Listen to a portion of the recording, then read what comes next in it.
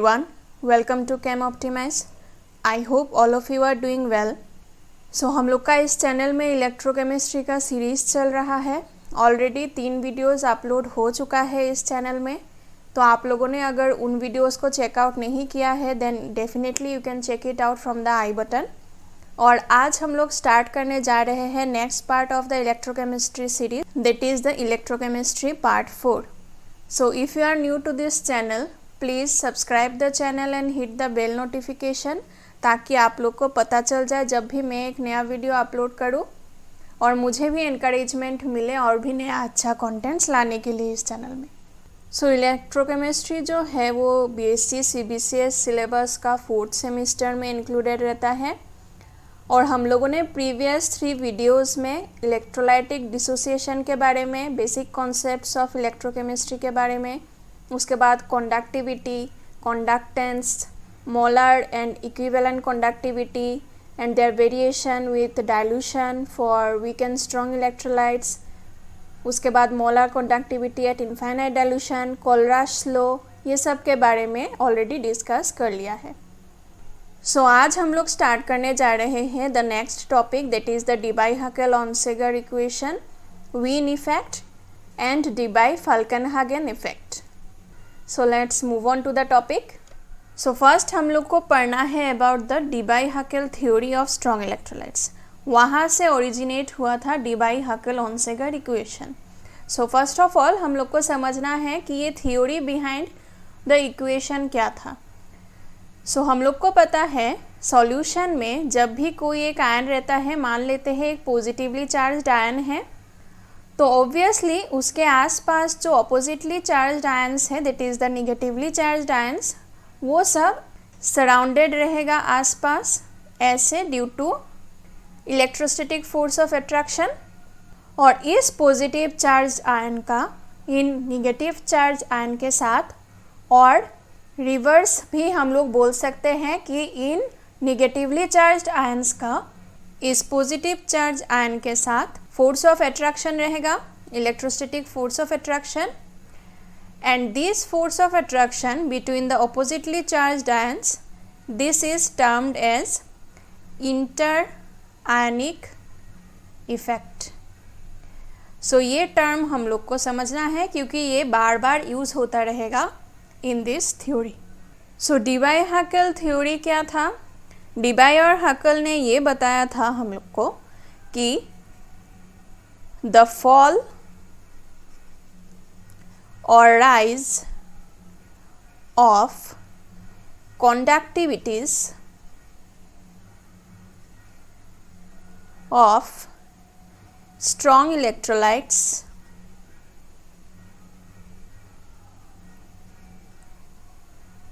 is due to the increase or decrease of the concentration of the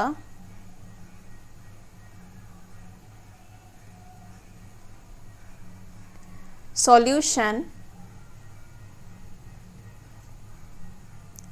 which affects the interionic effect. सो ये था theory का statement. तो यहाँ से हम लोग को क्या समझ में आता है कि उन्होंने ये बताया था कि स्ट्रॉन्ग इलेक्ट्रोलाइट के लिए जो कंडक्टिविटी है ऑफ द सॉल्यूशन, वो कंडक्टिविटी राइज करेगा या फिर फॉल करेगा, ये कॉम्प्लीटली डिपेंड करता है on the concentration of the solution. और कॉन्सेंट्रेशन ऑफ द सॉल्यूशन जो है वो इफ़ेक्ट करता है इंटरआयनिक इफ़ेक्ट को. इसका मतलब क्या है? इंटरआयनिक इफ़ेक्ट जो है वो इम्पैक्टेड होता है या फिर उसके ऊपर इम्पैक्ट होता है of the concentration of the solution. So concentration of the solution के ऊपर डिपेंड करता है ये इंटरआयनिक इफेक्ट. और कंडक्टिविटी जो है ऑफ द सॉल्यूशन वो डिपेंड करता है on the concentration of the solution. So हम लोग बोल सकते हैं ये जो इंटरआयनिक इफेक्ट है that is dependent upon concentration of the solution and also conductivity of the solution जो है वो भी डिपेंड करता है on the concentration of the solution. So अगर कंडक्टिविटी डिक्रीज होता है that is due to the increase of the concentration and increase of the concentration जो है वो इम्पैक्ट करता है इंटरआयनिक इफेक्ट को, या फिर अगर कंडक्टिविटी इंक्रीज करता है so that is due to the decrease of the concentration of the solution, और वो डिक्रीज इन कॉन्सेंट्रेशन फिर से इफेक्ट करता है इंटरआयनिक इफेक्ट को। सो इसका मतलब क्या है हम लोग अभी इन डिटेल्स में समझेंगे। सो जब भी सॉल्यूशन में एक आयन प्रेजेंट रहता है, मान लेते हैं एक पॉजिटिवली चार्ज्ड आयन है, तो उसके आसपास जैसे मैंने मेंशन किया है ऑलरेडी ऑपोजिटली चार्ज्ड आयन्स रहेगा। सो यहाँ पे हम देख रहे हैं कि ये 2 डायमेंशनल पिक्चर है, लेकिन एक्चुअली इन रियलिटी ये 3 डायमेंशन में रहेगा। तो हम लोग ऐसे इमेजिन कर सकते हैं कि एक फुटबॉल जैसा या फिर एक स्फीयर जैसा एक एटमॉस्फेयर क्रिएट होगा around this positively charged cation by the negatively charged ions. Similarly अगर एक नेगेटिवली चार्ज्ड आयन रहे ऐसे, तो आसपास उसके पॉजिटिवली चार्ज्ड आयन्स के द्वारा ऐसे एक एटमॉस्फेयर क्रिएट होगा।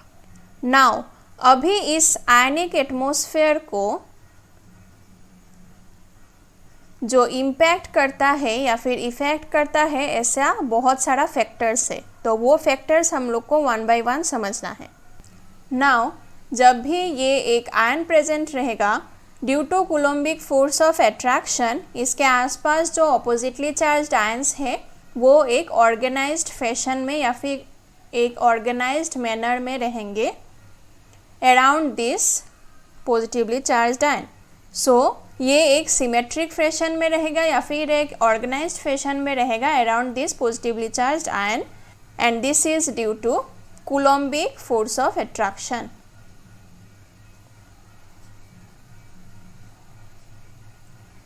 नाउ जब और एक फैक्टर होता है that is due to the temperature. So temperature के लिए क्या होगा, आसपास जो सॉल्वेंट मॉलिक्यूल्स रहेंगे वो रैंडम फैशन में मूवमेंट करेंगे इन द सॉल्यूशन। सो जब इन सॉल्वेंट मॉलिक्यूल्स का मूवमेंट होगा in the solution due to temperature, due to thermal motion, so ये सॉल्वेंट मॉलिक्यूल्स क्या करेंगे, इन आयन्स के साथ टकराएंगे, और टकराने से क्या होगा, ये जो ऑर्गेनाइज्ड फैशन था या फिर ऑर्गेनाइज्ड मैनर में ये जो एक आयनिक एटमॉस्फेयर क्रिएट करके यहाँ पे रुके थे वो बिगड़ जाएगा। सो सॉल्वेंट मॉलिक्यूल्स क्या करेंगे, उनके साथ इसका कॉलिशन होगा, आयनिक एटमॉस्फेयर के साथ कॉलिशन होगा due to the thermal motion of the solvent molecules, और इसके लिए क्या होगा, ये जो organized manner of the ionic atmosphere है वो बिगड़ जाएगा।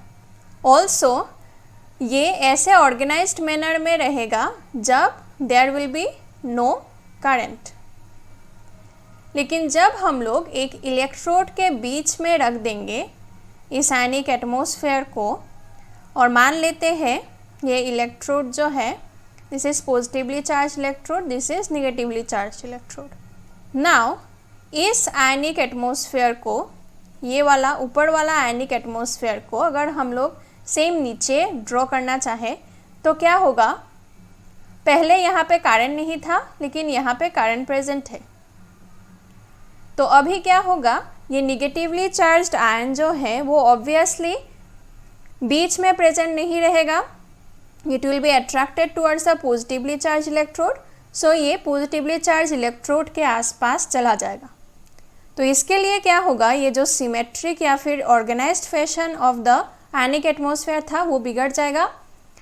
सो अगर negatively charged ion positively charged electrode के पास जाना स्टार्ट करे तो पॉजिटिव आयन्स जो है वो ज़्यादातर उसके पास रहेंगे यहाँ पे, और ऐसे जो ऑर्गेनाइज्ड फैशन है वो बिगड़ जाएगा। So higher density of the positively charged ions will be near this negatively charged ion, और ये निगेटिवली चार्ज आयन रहेगा near the positively charge electrode. So इसलिए ये सिमेट्रिक फैशन या फिर ऑर्गेनाइज्ड फैशन जो था पहले in the absence of current, वो बिगड़ जाएगा in the presence of current. So all this effects जिसके लिए ये ऑर्गेनाइज्ड मैनर जो है वो बिगड़ जाता है, that is called the asymmetry effect.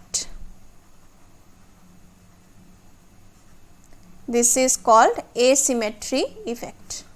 So asymmetric effect के कारण जो organized manner है या फिर symmetric manner है of the ionic atmosphere वो बिगड़ जाता है, और हम लोग को देखने को मिलता है an unorganized ionic atmosphere. Now हम लोग डिस्कस करेंगे नेक्स्ट वाले फैक्टर के बारे में जो ये organized fashion of the ionic atmosphere को बिगाड़ देता है।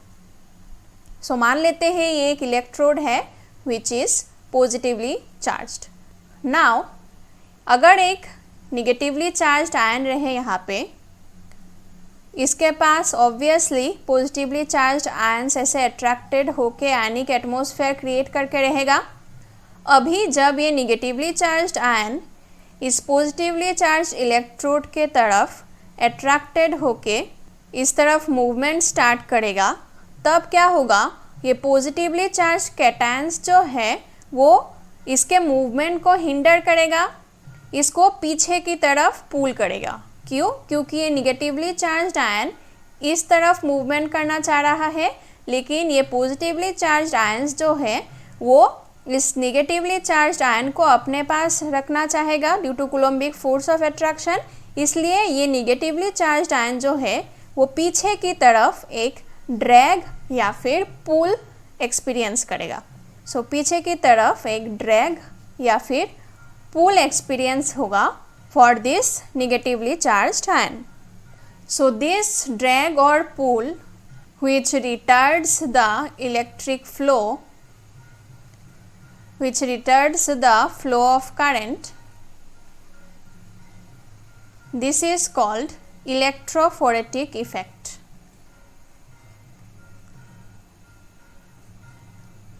सो ये इलेक्ट्रोफोरेटिक इफेक्ट क्या है? ये आयंस के मूवमेंट को हिंडर कर रहा है या फिर उसको कम करने का कोशिश कर रहा है ड्यू टू ड्रैग और pull of the oppositely charged ions. इसके लिए क्या हो रहा है, करंट के फ्लो में रुकावट आ रहा है, इसलिए this factor is also a factor जो ये organized fashion of the ionic atmosphere को बिगाड़ देता है, and this is known as electrophoretic effect. और लास्ट फैक्टर ये है कि सॉल्यूशन में जो सॉल्वेंट मॉलिक्यूल्स रहेंगे इस आयनिक एटमॉस्फेयर के आसपास, वो क्या करेंगे, वो भी एक रेजिस्टेंस या फिर रुकावट क्रिएट करेंगे। कैसे? Because of the viscosity of these solvent molecules. Because of the viscosity of these solvent molecules, ये क्या करेंगे, इस आयन का जो मूवमेंट है उसको हिंडर करेंगे, रिटार्ड करेंगे और उसको अच्छे से मूवमेंट नहीं करने देंगे।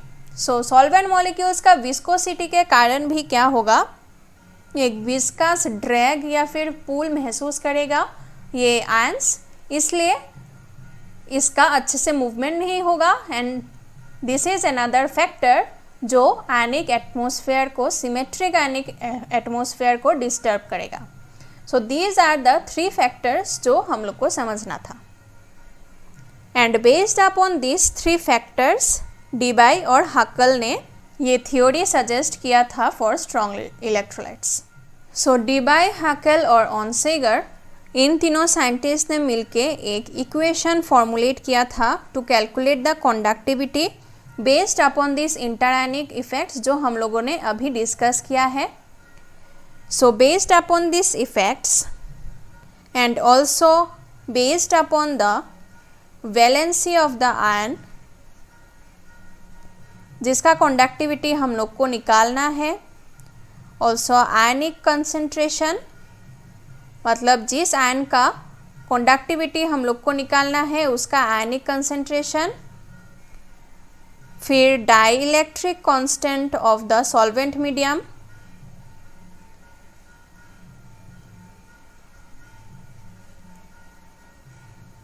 Then viscosity of the medium, viscosity of the solvent medium. So ये सब फैक्टर्स के ऊपर बेस करके डीवाई-हाकल एंड ऑनसेगर ने एक इक्वेशन प्रपोज किया था to calculate the conductivity of ions. So for a given solvent at a given temperature, for a given solvent means for a particular solvent at a given temperature means for a particular temperature, जो conductivity है lambda m that is expressed as lambda m naught means molar conductivity at infinite dilution minus a plus b lambda m naught into root c। so a and b जो है these are Debye-Hackl constants।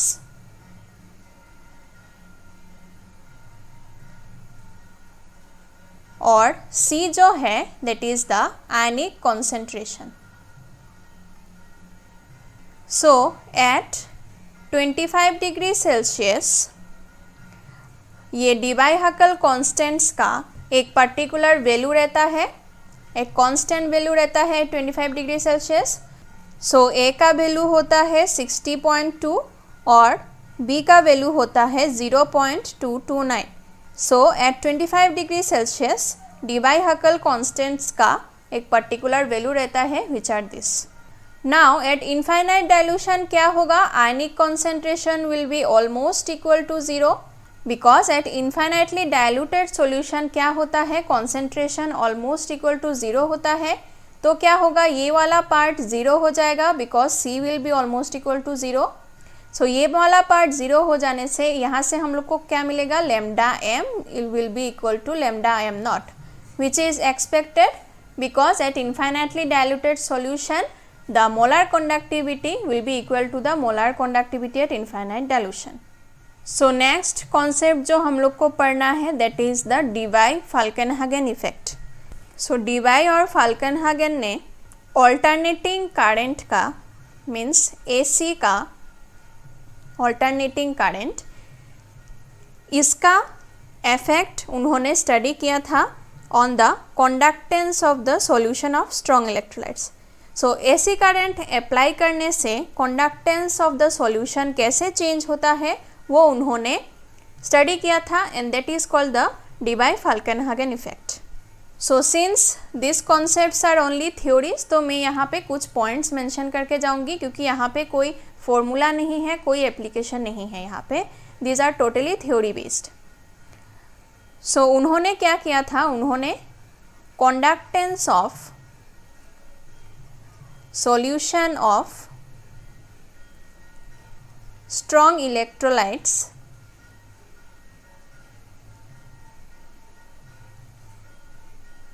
उसको study किया था, was studied using AC means alternating current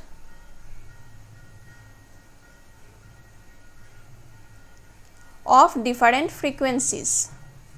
so different frequencies of alternating current apply करके उन्होंने conductance of solution of strong electrolytes को study किया था कि डिफरेंट फ्रीक्वेंसीज के साथ साथ कैसे कंडक्टेंस चेंज होता है।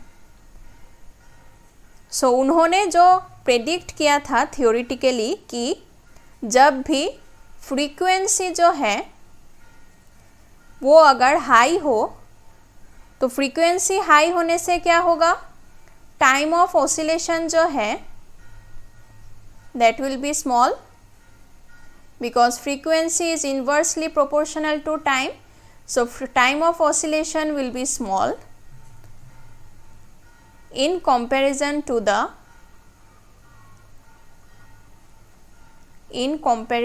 the relaxation time।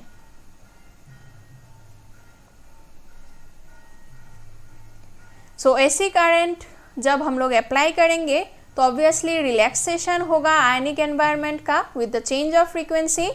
सो अगर फ्रीक्वेंसी बहुत हाई हो तो टाइम ऑफ ऑसिलेशन जो है वो कम होगा in comparison to the relaxation time, और इसलिए क्या होगा, the asymmetric effect will be absent और will be very very small.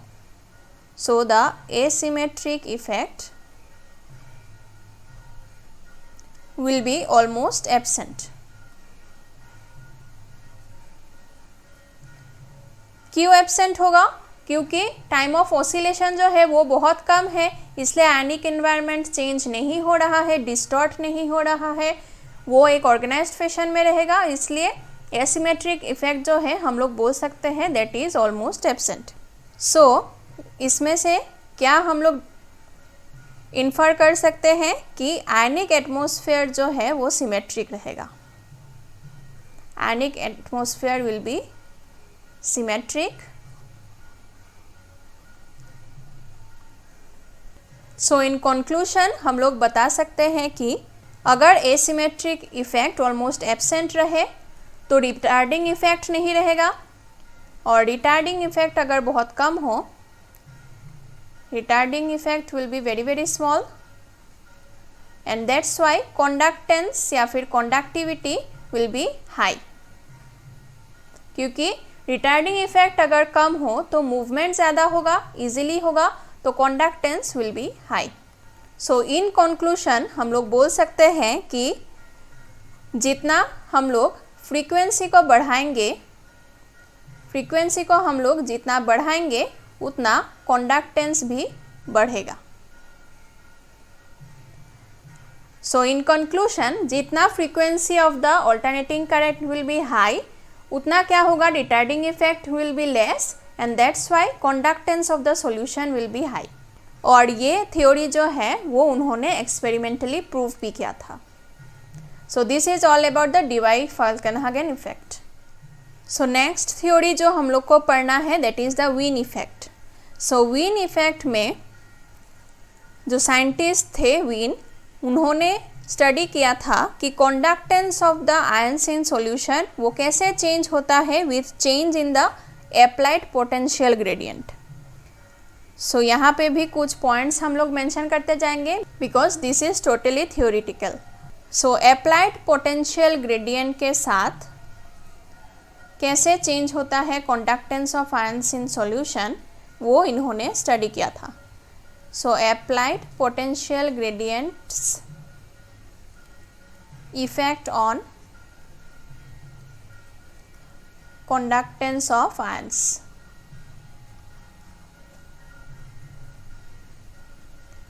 in solution। So उन्होंने ये सजेस्ट किया था कि स्पीड ऑफ द आयन जो है वो चेंज होता है जब हम लोग पोटेंशियल ग्रेडियंट चेंज करते हैं। सो जब पोटेंशियल ग्रेडियंट हम लोग चेंज करेंगे तो जो आयन है वो आयनिक एटमॉस्फेयर जो है उसका एक थिकनेस रहता है ऑब्वियसली, जैसे कि ये एक निगेटिवली चार्ज्ड आयन है तो उसके पास जो पॉजिटिवली चार्ज्ड आयन रहेगा तो उसके रेडियस के बराबर एक थिकनेस रहेगा इस स्फीयर का, इस आयनिक एटमॉस्फेयर का। सो जब पोटेंशियल ग्रेडियंट चेंज करते जाएंगे तो ये निगेटिवली चार्ज्ड आयन जो है वो बार बार ये आयनिक एटमॉस्फेयर को क्रॉस करेगा। ये आयनिक एटमॉस्फेयर का जो थिकनेस है उससे बार बार ये पास करेगा, उसको क्रॉस करेगा ड्यूरिंग रिलैक्सेशन। सो वहाँ से उन्होंने इन्फर किया था कि क्योंकि ये निगेटिवली चार्ज्ड आयन बार बार इस आयनिक एटमॉस्फेयर से क्रॉस करेगा, इसलिए इस आयनिक एटमॉस्फेयर का जो इफ़ेक्ट है उससे वो फ्री हो जाएगा, उसका इफ़ेक्ट नहीं रहेगा upon this negatively charged ion. So we can write that ions should pass through the thickness of the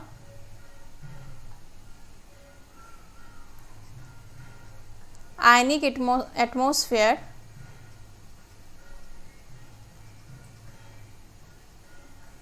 several times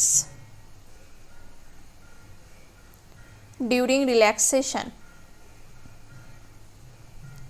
सो जब आयनिक पोटेंशियल ग्रेडियंट अप्लाई किया जाएगा तब बहुत बार ये आयन जो है वो अपना आयनिक एटमॉस्फेयर से क्रॉस करेगा ड्यूरिंग रिलैक्सेशन, और क्योंकि ये बार बार क्रॉस करेगा सो ये अपना आयनिक एटमॉस्फेयर का जो इफेक्ट है उससे फ्री हो जाएगा.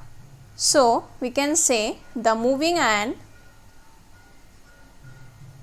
will be free from the effect of the oppositely charged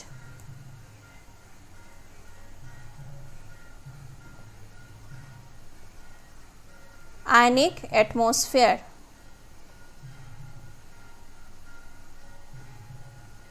सो क्योंकि ये आयन बार बार बहुत स्पीड के साथ ये आयनिक एटमॉस्फेयर को क्रॉस करेगा, सो इस आयनिक एटमॉस्फेयर को ज़्यादा टाइम नहीं मिलेगा कि वो खुद में रीअरेंज करके सेटअप हो.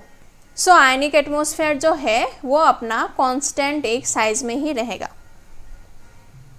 सो इसलिए हम लोग बोल सकते हैं कि क्योंकि एक कांस्टेंट साइज में ही रहेगा ये आयनिक एटमॉस्फेयर, सो ये सिमेट्रिक रहेगा और कोई एसिमेट्रिक इफेक्ट प्रेजेंट नहीं रहेगा.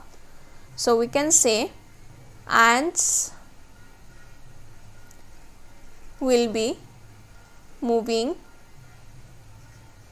so fast that there will be no time for ionic atmosphere to set up. सो क्योंकि ये निगेटिवली चार्ज्ड आयन बहुत स्पीड के साथ बार बार क्रॉस करता रहेगा आयनिक एटमॉस्फेयर को, सो आयनिक एटमॉस्फेयर को ज़्यादा टाइम नहीं मिलेगा सेटअप करने के लिए, रीअरेंज करने के लिए अपना साइज, और ये अपना कांस्टेंट शेप पकड़ के रखेगा और इसलिए ये ऑर्गेनाइज्ड फैशन में ही रहेगा और हम लोग बोल सकेंगे कि उसमें एसिमेट्रिक इफेक्ट प्रेजेंट नहीं है. सो we can say there will be no asymmetric effect. सो हम लोग को पता है अगर एसिमेट्रिक इफेक्ट ना रहे तो क्या होगा, movement of the ions will be easy और conductance will be high. So we can say in conclusion, अगर हम लोग पोटेंशियल ग्रेडियंट को हाई कर दे, अगर हम लोग पोटेंशियल ग्रेडियंट को हाई करें सो ये बार बार बहुत स्पीड के साथ आयनिक एटमॉस्फेयर को क्रॉस करेगा और ये आयनिक एटमॉस्फेयर जो है वो अपना सिमेट्रिक शेप पकड़ के रखेगा और there will be no asymmetric effect and that's why conductance will be high. So potential gradient high होने से कंडक्टेंस या फिर कंडक्टिविटी भी हाई होगा और ये एक्सपेरिमेंटली प्रूव भी किया गया था. So this is all about Wien effect. So इस वीडियो में हम लोगों ने 3 टॉपिक्स कवर किए हैं और बाकी जो नेक्स्ट टॉपिक्स है वो हम लोग बाकी वाले वीडियोस में कवर करेंगे in the upcoming videos of this electrochemistry series. So stay tuned in this channel. और आप लोग को अगर इन वीडियोस का कंटेंट्स अच्छा लगे तो make sure to like the videos and share the videos among your friends and support this channel. And for more information and regular updates आप इस चैनल को फेसबुक और टेलीग्राम में फॉलो कर सकते हैं. Link will be in the description box. And आप लोग भी मुझे सजेस्ट कर सकते हैं और कौन सा टॉपिक या फिर किस टाइप ऑफ टॉपिक्स में इस चैनल में कवर करूं. सो मैं भी ट्राई करूंगी उनको कवर करने के लिए and your feedback are always most welcome. So we will meet again in the next video. Thank you so much for watching.